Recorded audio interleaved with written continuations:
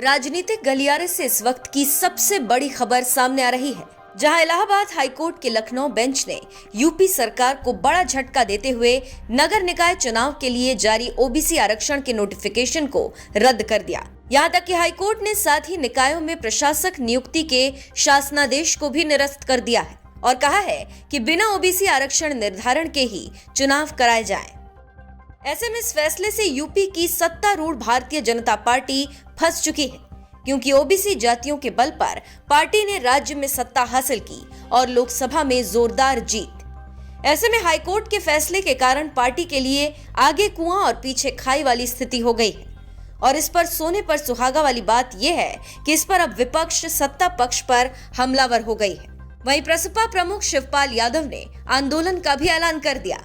दरअसल हाईकोर्ट ने राज्य में बिना ओबीसी आरक्षण के निकाय चुनाव कराने का आदेश दे दिया है।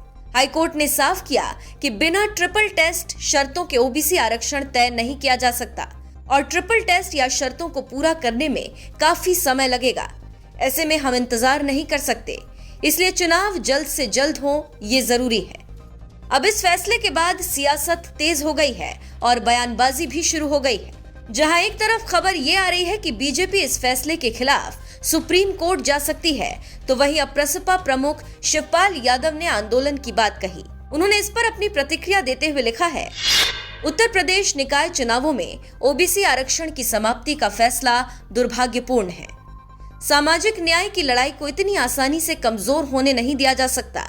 आरक्षण पाने के लिए जितना बड़ा आंदोलन करना पड़ा था, उससे बड़ा आंदोलन इसे बचाने के लिए करना पड़ेगा। कार्यकर्ता तैयार रहे। अब इस ट्वीट पर जनता भी अपनी राय रख रही है, जहां एक यूजर ने लिखा है, तैयार है चाचा जी। दूसरे यूजर ने लिखा, पिछड़ों के आरक्षण की लड़ाई लड़ने और सामाजिक न्याय को बचाने के लिए कटिबद्ध है। एक और यूजर ने लिखा, बिल्कुल सही फैसला है, हर किसी को लड़ने का अधिकार है।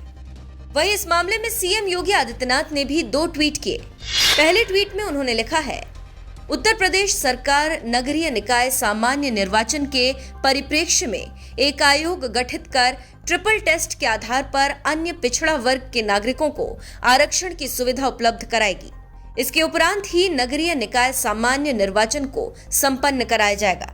दूसरे ट्वीट में उन्होंने लिखा, यदि आवश्यक हुआ तो माननीय उच्च न्यायालय के निर्णय के क्रम में सभी कानूनी पहलुओं पर विचार करके प्रदेश सरकार माननीय सर्वोच्च न्यायालय में अपील भी करेगी। फिलहाल आगे देखने वाली बात तो ये होगी कि इस पर और कितनी बयानबाजी होती है।